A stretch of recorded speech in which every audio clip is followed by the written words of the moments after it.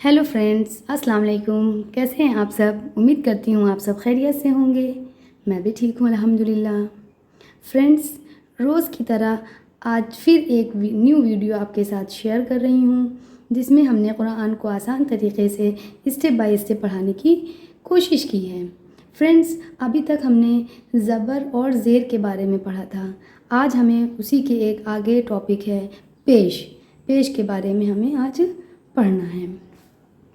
ज़बर, ज़ेर और पेश को हरकत कहते हैं। ये हमने आपको पिछली वीडियो में बताया था। हिंदी में जिसे संज्ञा और इंग्लिश में नाउन कहते हैं, ऐसे ही अरबी में हरकत कहते हैं। फ्रेंड्स, पेश क्या है? ये भी किसी भी हरूफ के ऊपर लगाया जाता है। इसकी शक्ल कुछ हिंदी वर्णमाला के छोटा ऊ की मात्रा से मिलती जुलती है। पेश की आवाज़ जो होती है वो आगे की तरफ जाती है। इसमें होठों के किनारे मिलते हैं और बीच का जो हिस्सा है वो खुला रहता है। पेश को भी जल्दी नहीं पढ़ते हैं। किसी भी चीज़, चाहे वो ज़बर हो, चाहे ज़ेर हो, चाहे पेश हो, बहुत जल्दी नहीं पढ़ना है और ना ही बहुत खींच कर पढ़ना है। इस चीज़ को हमें याद रखना है कि ज़बर, ज़ेर, पेश को खींच कर नहीं पढ़ना है। बस इस चीज़ को याद रखना है। ये सब बहुत बेसिक नॉलेज है फ्रेंड्स, जो अभी हम आपको रोज़ सिखा रहे हैं। बहुत ही बेसिक नॉलेज है, बस इसलिए सिखा रहे हैं जिसमें आपका बेस स्ट्रॉन्ग हो जाए। अगर बेस स्ट्रॉन्ग होगा तो इंशाअल्लाह आप आगे कुरान को बहुत ही आसान ज़बान में पढ़ लेंगे, बहुत ही आसान। जिस तरह इंग्लिश में अगर हमें English alphabet, vowels and consonant का पूरा नॉलेज होता है तो फिर हम आगे आराम से पढ़ लेते हैं।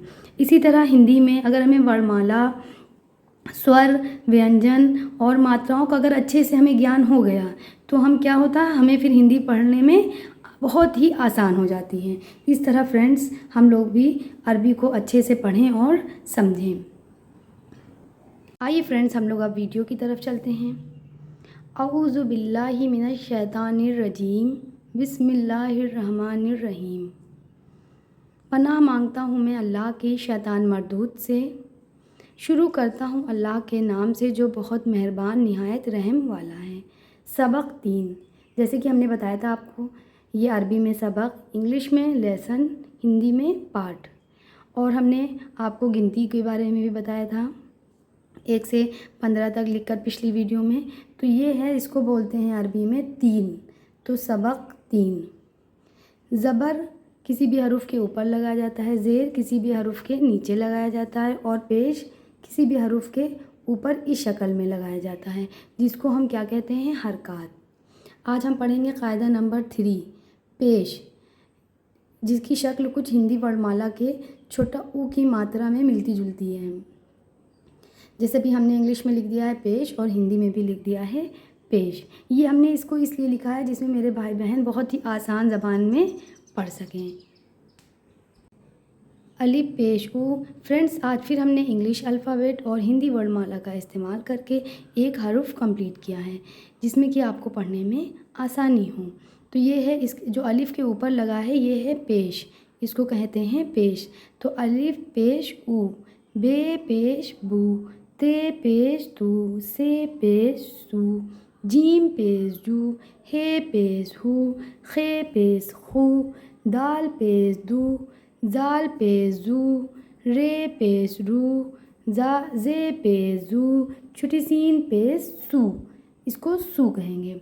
बड़ी शीन पेश शू, इसमें थोड़ा सा फ़र्क है, इसको सीन सा कहेंगे, इसको शीन शा कहेंगे। स्वाद पेश सू, द्वात पेश दू, तो पेश तू, जो पेश जू, ऐन पेश ऊ, गैन पेश गू, फे पेश फू, काफ पेश कू, छोटा काफ पेश कू। यहाँ भी यही फ़र्क है, इसको हलक से निकालना है। ये है बड़ा काफ, तो इसको कहेंगे काफ। काफ पेश कू, काफ पेश कू, लाम पेश लू, मीम पेश मू, नून पेश नू, वाव पेश वू, हे पेश हू, लाम अलिफ पेश लू, हमज़ा पेश ऊ, छोटी ये पेश यू, बड़ी ये पेश यू। फ्रेंड्स, यहाँ से यहाँ तक अगर आपको कोई भी कन्फ्यूज़न हो तो प्लीज़ कमेंट के ज़रिए आप हमसे क्वेश्चन ज़रूर करिए। एक आखिरी सवाल, कुछ ऐसे हरूफ लिखें जिसमें नुक्ते ना हों। फ्रेंड्स, आपको कमेंट्स में लिखना है और हमें सेंड करना है। रोज़ की तरह नमाज कायम करें। फ्रेंड्स, नमाज पढ़ें। इसी के साथ अगर मेरी वीडियो अच्छी लगे तो आप लोग लाइक, शेयर और सब्सक्राइब करना मत भूलिए। अस्सलाम वालेकुम, अल्लाह हाफिज़। दुआओं में याद रखिए।